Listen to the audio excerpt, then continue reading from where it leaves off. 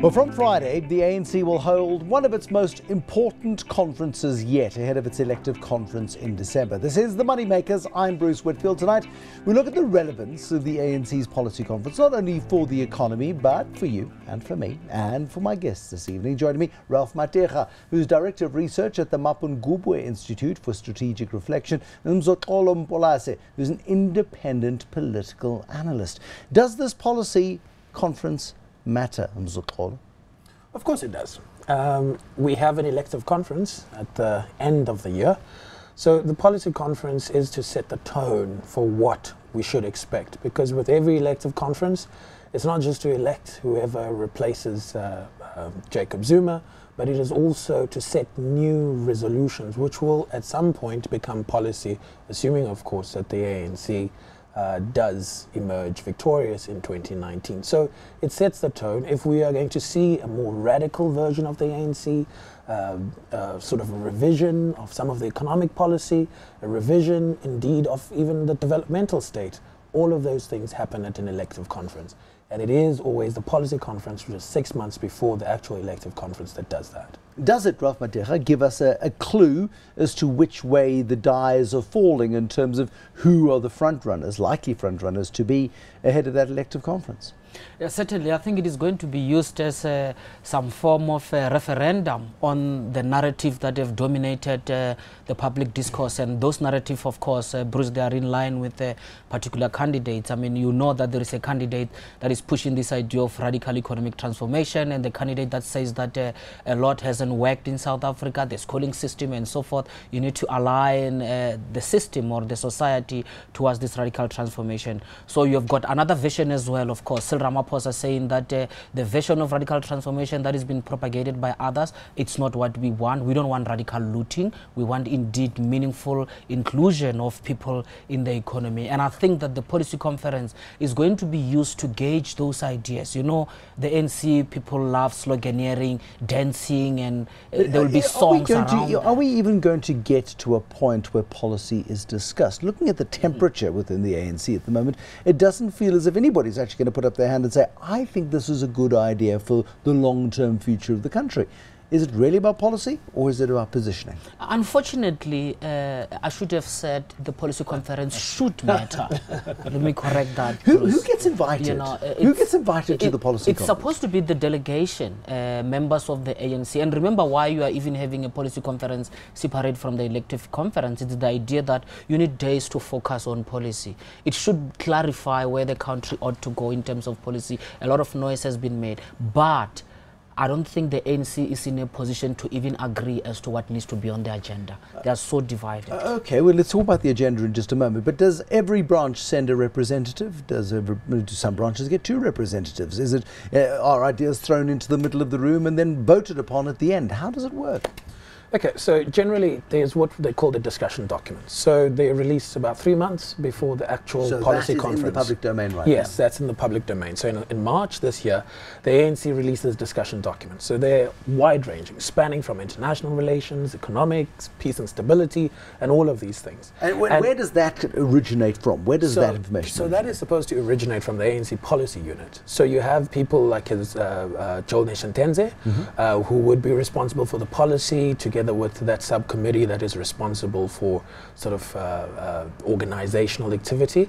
And they're the ones who set the tone of what the rest of the discussion documents would be. And there's also an aspect of continuity. So they had the NGC, this is the National General Council in 2015, which is also another fora where such policies are revised, relooked at, what should be priority moving on. So there's that continuity from that perspective.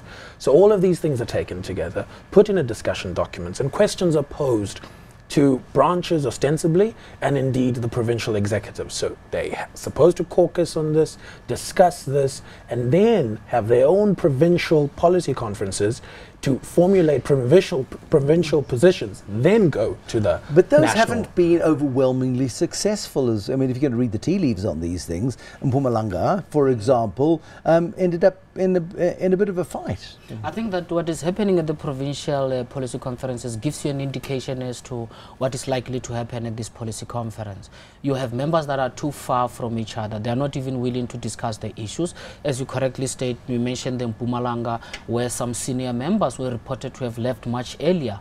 The KZN one seems not to be also working very well. The issue here is that if the ANC does not have coherence at branch level, the ANC is almost rudderless at branch level.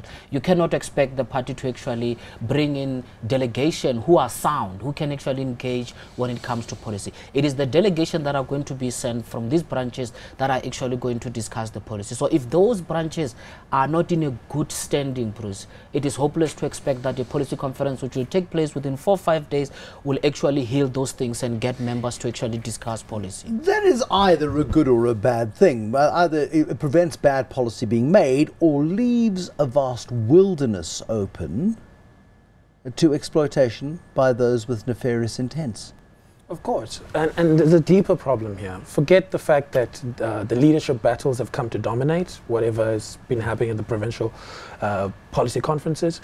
But even if you had the most competent academics interrogating those documents, I attended one of where they had political analysts and academics, and you find that the very frames of analysis that they use, the language that they use is so isolating, so devoid of reality that you would say, okay, what do we suggest as a policy position?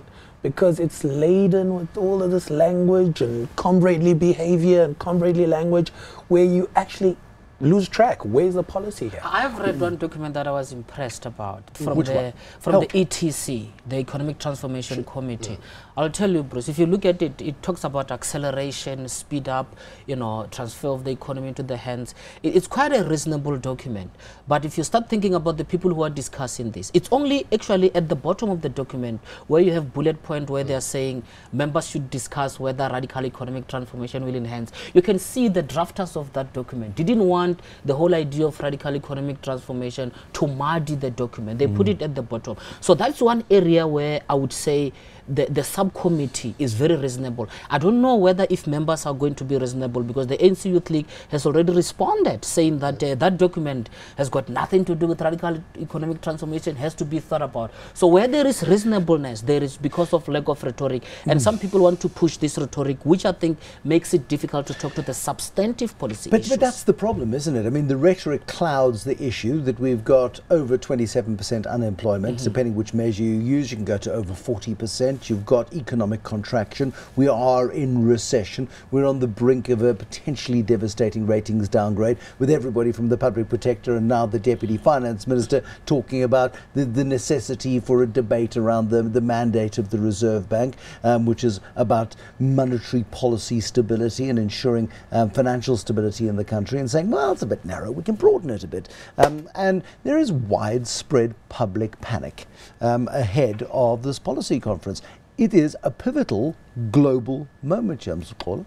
I think so. But we need to also put the context, put this into context in the sense that reading the documents, you get a sense that this has been the language for the past 22 years, right?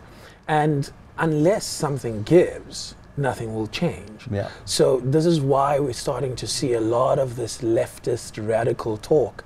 And in the sense that if it becomes like that, institutions that have not been challenged previously then become fair game, because they should be part of this something has to give narrative. And even at the KZN Provincial General Council, all of this talk emerged where it is this very leftist radical thing, and at the same time competing with other rivals such as EFF who've taken on a similar agenda. So it's both within the party in the sense of what do we do? We're at an impasse. We've been saying this for 22 years, nothing has changed, people are disgruntled, social expectations are going up, and at the same time you're competing with other parties who've come to adopt the same narrative.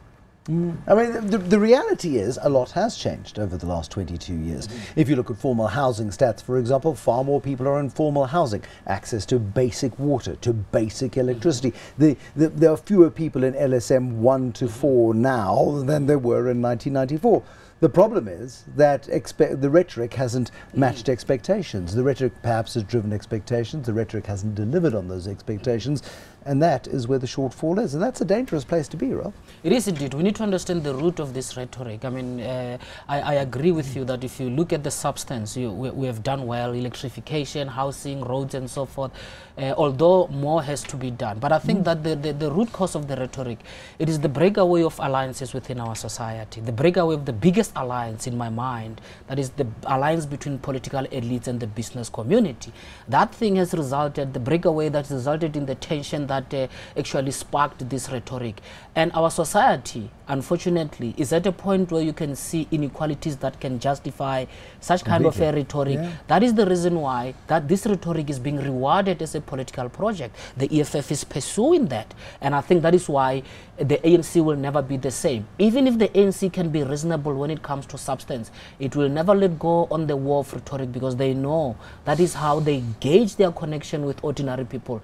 I would say, Bruce, that don't take it too seriously. No, but because when it comes to the how chair, seriously do we take this policy conference? Yes. A big fat document will come out and say, this is what we're going to do. And then it'll go on the pile of other documents from previous years, which will say this is what we were going to do, and we didn't quite get there. Ironically, change requires commitment as well. And people tend to think if you nationalize, you are actually no longer going to be worried about capacity. You actually even need state capacity more than you need it now, and all these problems that you have will be compounded. So the reality is that this is a long haul. Let the ANC clear themselves. Let them vent out in this policy conference. Allow them to vent out.